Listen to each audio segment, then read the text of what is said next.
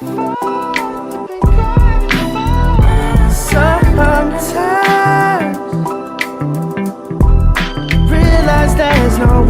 have tuned into Breaking the Mask of Depression with your host, Diva with Depression.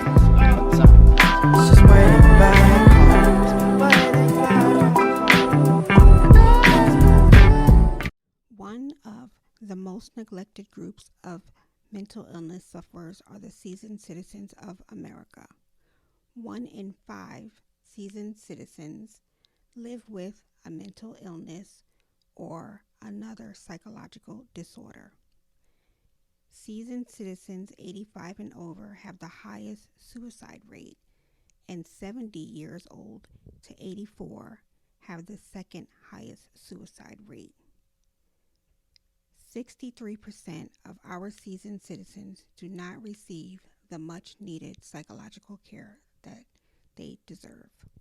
To close out Mental Health Awareness Month, I'm rebroadcasting the episode Seasoned Citizens Get Depressed Too.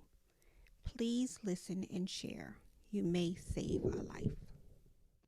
Hello, everyone. Welcome back to Behind the Mask with Diva with Depression. We are in season 2. Yay! It's so good to be back chatting with you guys. Today we're going to talk about depression and the seasoned citizens. Now that's my term. I call the elders seasoned citizens, but we're going to discuss depression in senior citizens. So I have a Google fact before I start. Senior citizens' age varies. It could be retirement age for some, and it could be 60 to 65 for others. So it just depends on how you look at it. I know people that are 80 and they don't consider themselves seasoned citizens. So I guess it's a mindset. But 60 to 65 is usually the general range that we're talking about. And I say seasoned citizens with love because they are well seasoned in the meal of life. I, for one, love chatting with my elders. You learn so much, and there's so much history there. So, and I loved sitting with my grandparents and just listening to their stories. And I guess that's why now, every chance I get, I love to sit with my elders and just, I'm in awe of their stories. So, what made me start getting interested in depression in seasoned citizens is a couple of things. One time I was volunteering at an event and manning the table, and an older woman came over and she was just taking everything, all sorts of information. And she says to me, "Don't pay attention to me. I'm just grabbing all of this stuff because we don't think about the fact that we get depression when we get older. So I'm taking all of this stuff back to my senior citizen center." And I thought it was wonderful, but she's right. Older people don't really discuss depression. I think that there's also, generational attitude, shame, let's just keep it to ourselves. Some don't recognize what depression is, especially in certain situations. If you're in a nursing home or if you're in a retirement community, sometimes you just don't recognize it. And then the pandemic hit. And I would go out and take my mother shopping, and I just noticed how sad the older people looked when they were in the stores.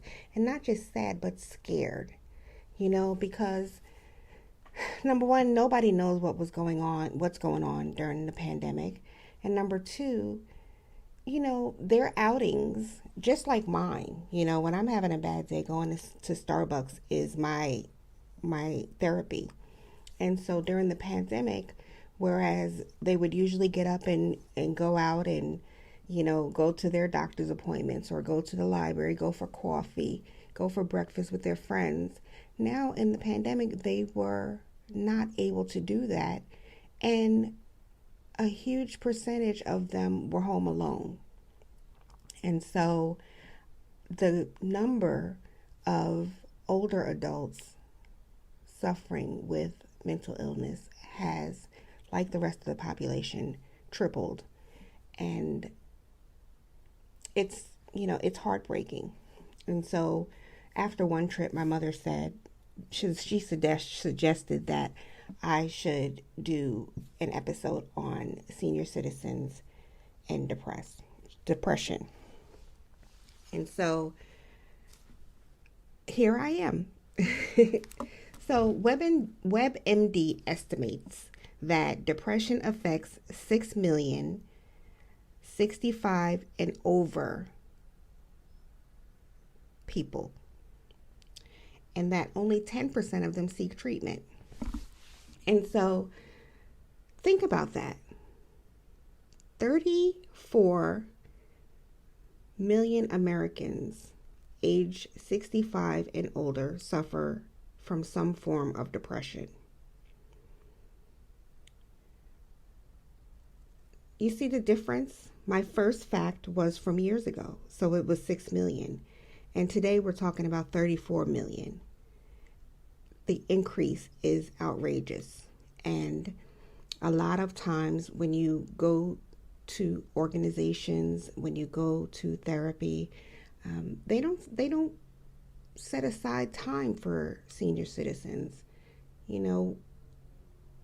They're neglected, because I think that we get confused with them maybe not having anything to do and them being depressed.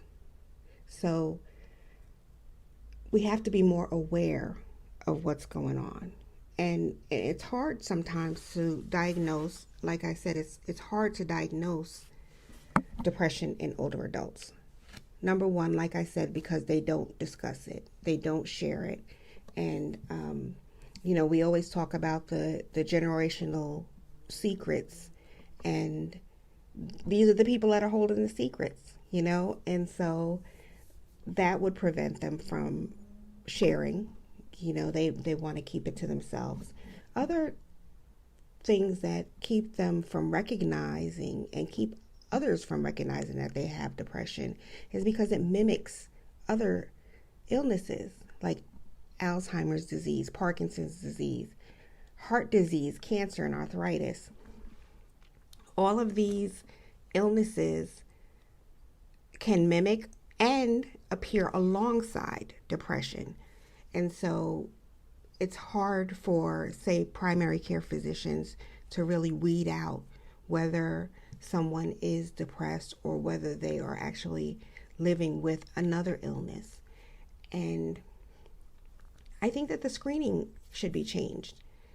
Just like if I walk into the doctor and they have 5 to 10 questions about my feelings, maybe the checklist should be different for older adults, and then take it from there, because they're definitely being neglected. The suicide rate in ages 80 to 84 is twice that of the general population. Can you believe that? When you think of suicide, you don't think about 80-year-olds participating in suicide. You just don't think that it happens.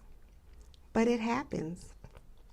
And it says white males age 85 and older is 6 times the suicide rate of the people, everyone in the U.S. This is something that is tragic, and it's cause for panic, because we're losing citizens. Just losing some citizens, we're losing our lifelines. We're losing our history.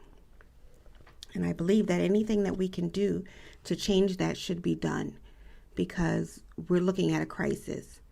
Yesterday, I read that the mental illness rate among children has risen, and we're in a crisis. Well, the rate among senior citizens has risen, and that's a crisis also. So this is something that you should start looking around you. Look at your family members, look at your neighbors, and start talking to them. Sometimes we get a little frustrated, talking to older people, and sometimes we don't want to be bothered, or, we're caught up in our own world. But there are days that we should just take time and stop and listen to what they have to say, because you just never know what someone is going through. Primary care physicians, like I mentioned, need to pay closer attention. They only recognize it in half of their patients. So if you don't recognize the depression in an older person, you're going to have someone living with decreased function, and they're going to be in the hospital, and they're not going to get treated. And so, I'm hoping that in the future, primary care physicians start paying closer attention, not just to their physical illness, but to their mental illness. I always have a story, and when I was hospitalized in 2018, there was an older woman there with me, and I want to estimate that she was about 75 years old, and she wasn't verbal really, and she didn't have anybody, and you can tell because of the way her appearance and when she came in. And so, some of us took the time to be very patient with her, help her with her meals, and talk to her and walk with her to groups, and just help her and talk to her and listen to her. And she was also from another country. So when she did start talking, she started sharing her history and sharing her family stories. And it was just amazing, to see the change in her just by people listening to her, just by people acknowledging her, just by people seeing her for who she was, which she was greatness. That's how we have to go back to thinking about our elders. We used to think like that at a time, that they were greatness, that they were kings and queens, and should be treated as such. And somewhere along the way, we've lost that. We don't treat them as precious jewels anymore. And it's just heartbreaking.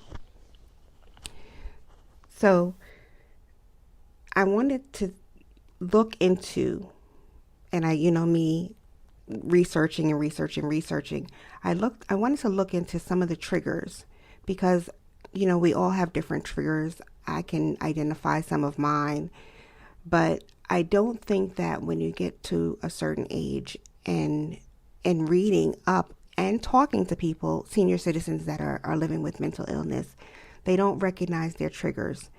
And so I want to share a few with you, because maybe you know somebody around you that needs to learn how to recognize these triggers. Retirement, loss of income, loss of friends, loss of family, loss of spouses, loss of relocation. Relocation. Some people have to sell their homes because they can't maintain them anymore, or sometimes they get sick and they have to move into an assisted living facility. Prescription costs, medical costs listen, I'm not even a seasoned citizen yet, and I can tell you that healthcare costs, they're just astronomical. And so you think about these older patients have 50% higher healthcare costs than non-depressed older patients. And they're already on a fixed income. Can you imagine how that might trigger depression? Retirement. You're used to getting up every single day. You're used to going to work every day, socializing, and now you're at home all day. When you talk to older couples, and one of them retires and and then they're both home at the same time. They're driving each other nuts. And that's because, they're used to being away from each other for a certain amount of time every day. They're used to being independent and going out. And so that changes. And if they don't have any hobbies, if they don't have any things to do around the house, something that they enjoy participating in, that will result in depression because they're just not using their mind, they're not using their body. Loss of family members, loss of spouses, loss of friends. I mean, I'm experiencing it, and I'm in my 50s, that as you get older, the possibility that you can lose a friend at this age, or our parents, grandparents, if you're still blessed to have them in your 50s, it's heartbreaking. It's heartbreaking, and it's hard. So imagine being 60 and 65 and 70, and every day you're losing a friend, and that could be a trigger. So that's something to pay attention to also. So we have to do better, people. We have to do better. We have to start treating our jewels like jewels. We have to start listening to what they're saying and listening to what they're not saying. They think that it's normal to feel down as they get older. Well, it is normal for all of us to feel down every now and then. But depression is more than feeling down. Depression is soul crushing. Depression is debilitating. And if it doesn't get treated, then it can just spiral into something else.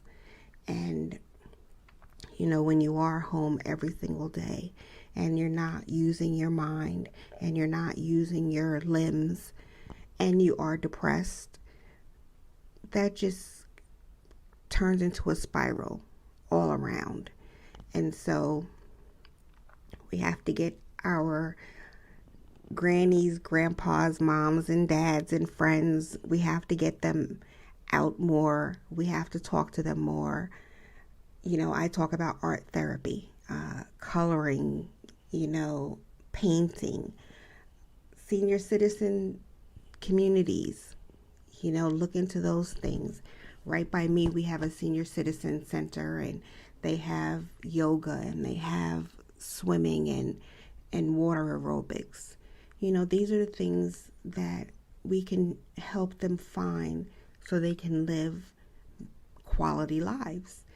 I recently, when I started working with NAMI here in Charlotte, one of the volunteers was 90 years old. That's who trained me. She was 90, and the first day that I went to her house for training, she had her china out, and she ordered lunch for us, and I bought her some cake, and it was just that. She was just so excited to have company, and I just was so excited to learn from her.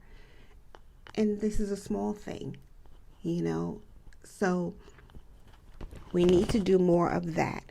We need to start recognizing triggers in our family and friends, and we have to start getting them the information that they need, because depression can lead to physical illness.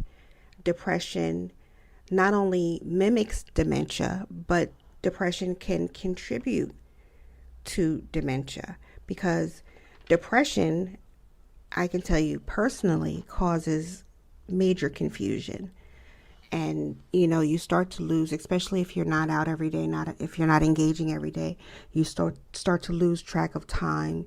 You start to lose track of your thinking skills, your motor skills.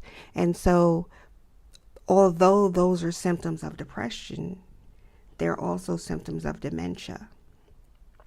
But if you're getting depressed first and you're not acknowledging your depression and you're not getting help and you're not finding therapy, then that depression can turn into dementia. And, we all know that dementia and Alzheimer's are, horrible ways to live for anyone, and when it comes to dementia and Alzheimer's, it could start at 50 and on. So that's why I think that it's so important for us to make sure that the people around us are getting care and getting treatment. There is a website called the American Association for Geriatric Psychiatry, an awesome resource for information on mental illness and the older adults. I would suggest that anyone go to that site and research or just read. It doesn't have to be anybody that you know. You could be going to the grocery store and you see someone struggling, or you strike up a conversation in line at Target, and this is information that you have on hand, and you guys know that happens. You get online and you start talking to people, and these are things that you can share, and that helps, because if you share with one person, they're going to share with another person, and hopefully by the time we get done, we have a nation of healthy, healing people. Of course, NAMI is also a source. Mental Health America is a source. I give these resources for everyone with depression, but they also have separate resources for people that are older, that are living with mental illness. So we have to start sharing more. We have to start caring more. We have to start being kinder. I think that we've gotten to the point where our social skills are, rusty, and we have to get back into that.